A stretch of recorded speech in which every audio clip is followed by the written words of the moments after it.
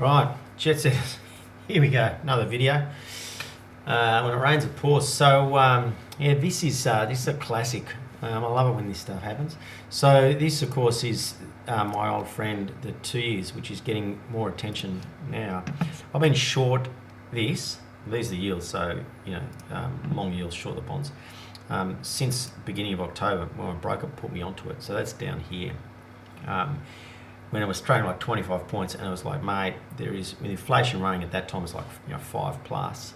There's no way these things were going to carry on, ignoring that at 26 points, and of course they've gone up to 100 since. I've made a nice bit of money on that, which has been great. I've been short these since then. I've been short the Aussie 3s a little bit longer, and I've been short the Aussie 10-year bonds actually since January last year. I was looking at it.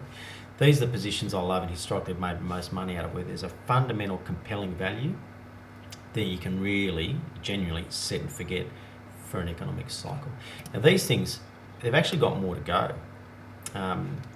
So this is the trend going back like 30 plus years, right?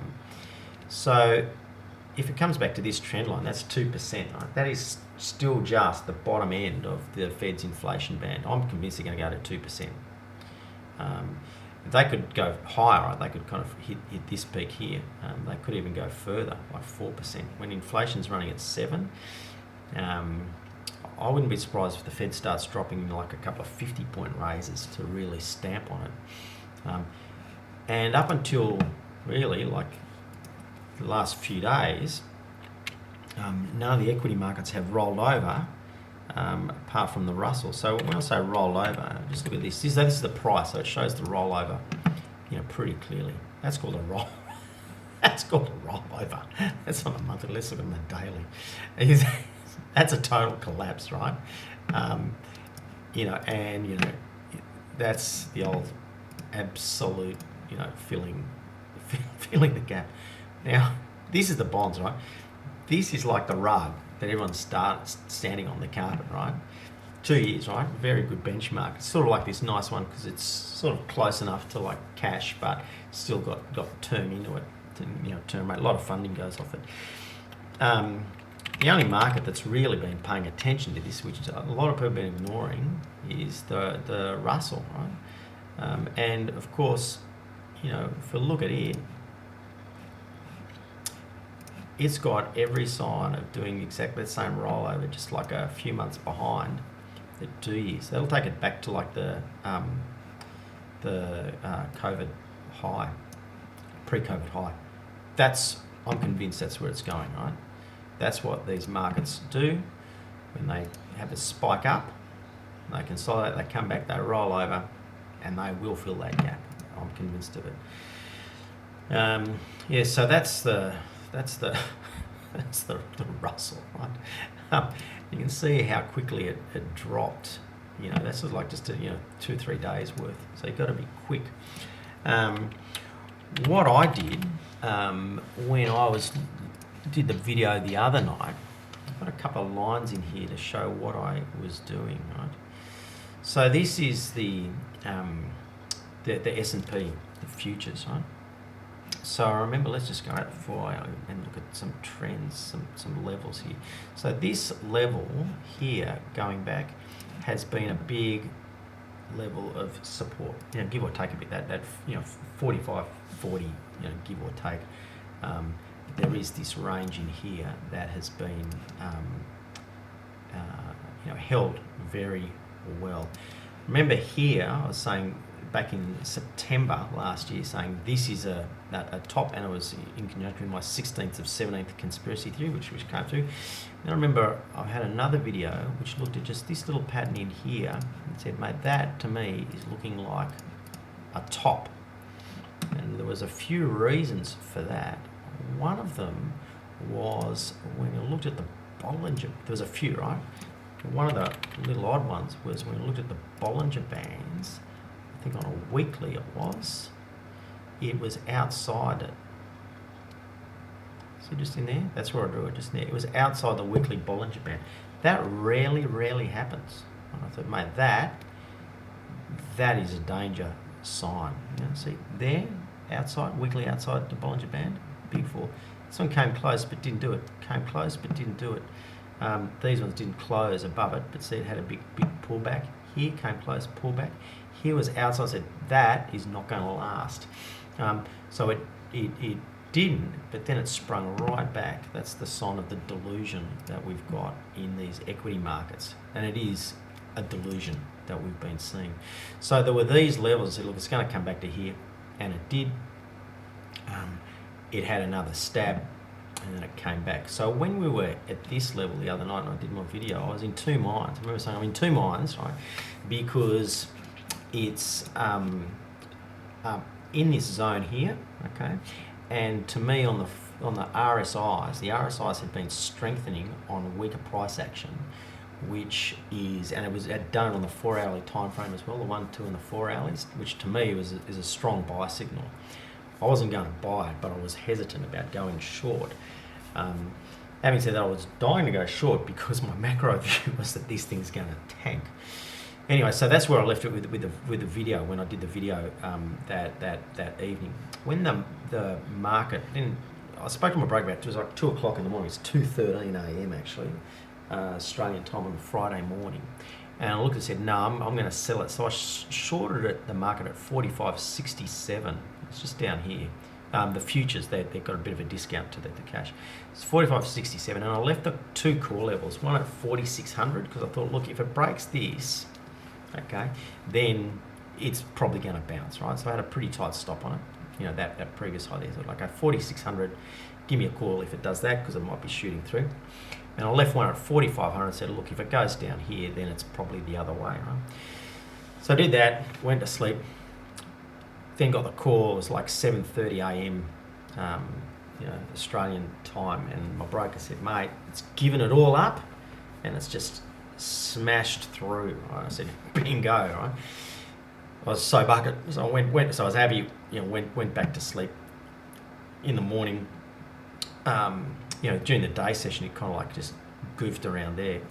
But then for me, the problem was I'm a musician, right? And I had a gig on the Friday night, so I was out of action from 2 o'clock the afternoon time, which is like there, basically until like it was 2 a.m. when I got back to finish my gig, which is like back here, right?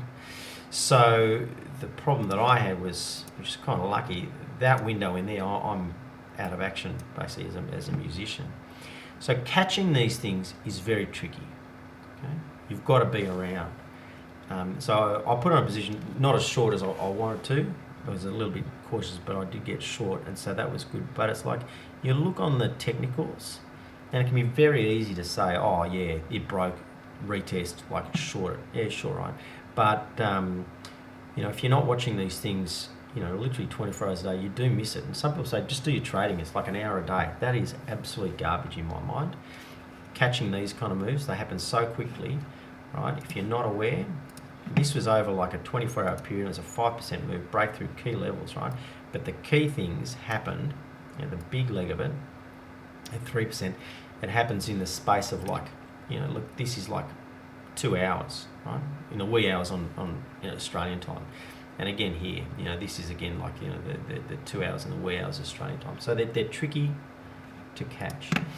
So that's what I did with a S&P. Anyway, so I'm still short that, and I'm going to hang on. I think it's got a fair way to go. You can see how this line has absolutely been slaughtered, and this level has been slaughtered. And the way in which these, the way in which it hit that high, came back, test, and then broke through it. It hasn't happened before, right? So there was that high, kind of went down, tested it from from below, came back, never revisited it, right? I have for a long time had in mind this gap here, which I wouldn't be surprised where it's headed.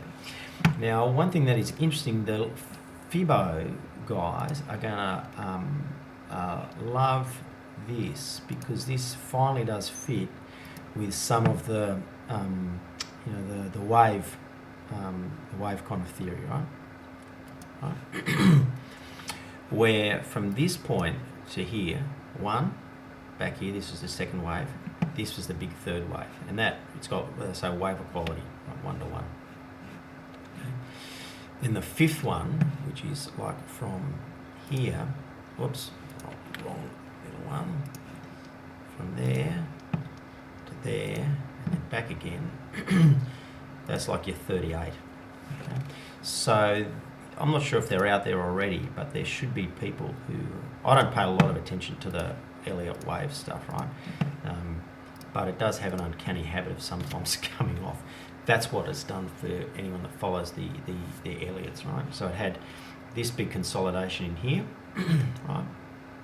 This is going to get a little bit messy, where there was a 23 pullback just in here. So it goes back to that Fibo retracement. That was your first wave. That was your second. In here, you've kind of got like 1, 2, 3, 4, 5. I don't know how you want to count them in there. And then this retracement here is obviously a lot shallower. It didn't even crack that 23. Very shallow retracement. So that's what I think is going on with the Fibo. So a lot of people are saying, look, that is it. We've seen the high. It's all coming down. I'm certainly subscribing to that. And I'm going to stay short. Now, one of the things that we can see quite clearly, when we kind of say, well, how much is it going to fall? I'm just going to go back on a longer time frame, and this is something I've been looking at for a while. Right, so this is leading up to, this is .com. Okay, so you can see these channels here. You get these channels. This says economic behaviour is normal, right? Economic growth is normal. This, right, says abnormal. Okay. Here again, right? This was like normal. Kind of came up 87 crash, right? 87 crash sideways, up to the .com crash sideways, right? GFC had a bit of a halt. Okay. I guess you can say that it did, that instead of that, it did something more like this, leading up to the GFC, right? But I guess on a grander scale, it really was a bit more, to me, a bit more this sideways action here.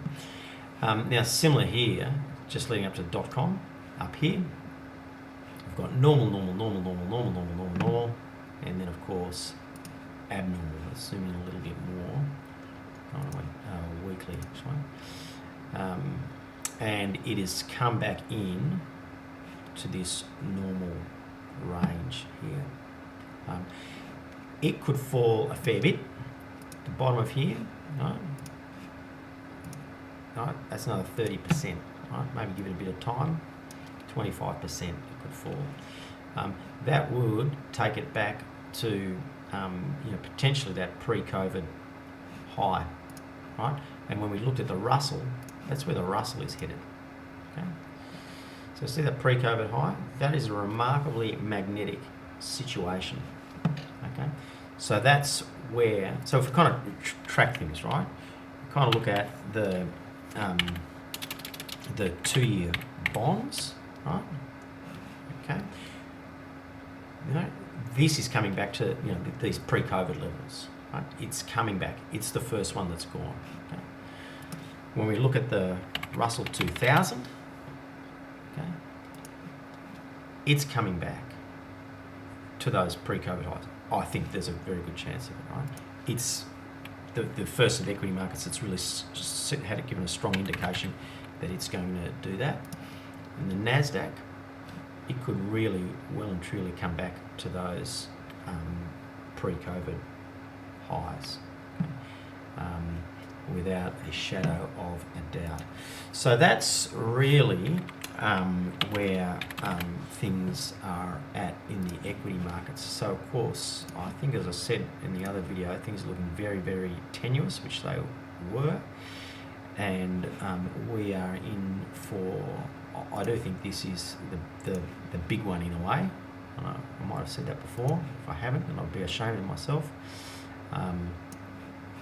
And it could certainly come back to these levels here. I don't know if it could come back here. That would be very scary. Somewhere here to me could make a bit of sense. Anyway, so that's where I'm going to leave it. I'm still short my bonds. I'm short equities, and I'm actually short gold still, just a little bit. I'm a bit wary of gold because I do think it's going to tank because of the rates, but with what's going on in Ukraine and what's going on in the equity markets, that is going to give a bit more support to gold in the meantime. So it might have a little bit of a spike up. Let's have a quick look at it. It might have a bit of a spike up. I'm convinced it's still going lower.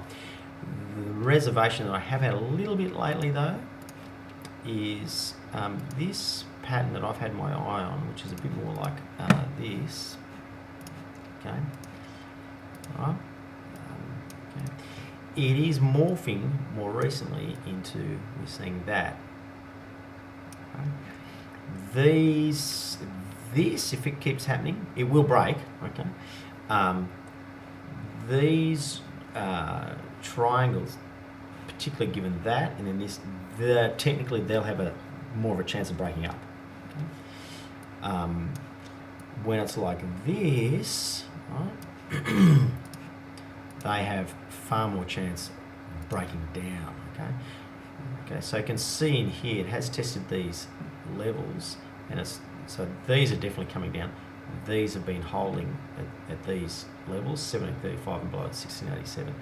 And as you might have seen before, when you go back to 2011 when it fell off a cliff, that's what it was doing here. Okay, you get these lower highs coming up against a neckline. Right? Again, you could have said at the time it's doing that. Okay, it broke down. So the party's not over for me with shorting it, because even if it is like that, it's still remarkably similar to what was going on here. And this is when rates were 0.25% or below in the 2 years. Same here. This is when rates were starting to kick up. Okay? So gold is lagging. So that's where I'm at with gold. Anyway, so that's pretty much it for me. The thing that I'm watching at the moment is I'm going to look to add to my short in the equities if I have the chance. As I said, when you listen to people that are doing these various channels and they talk about what it's doing, a technical thing, you've got to ask them what are they actually doing with their trading, right? Because it's very fickle. You've got to be there the minute things are happening. When it moves, it can be, like this. You've kind of missed the best part of the move, right? And it was really only the last, the 24 hours of trading where you got to do it. So you've got to be quick. You've got to be on the job. For me, that meant being awake at 2 a.m. on a Friday morning in Australia. So it is tricky. Look, that's about it. Have a good one. We'll catch you later on. Ciao.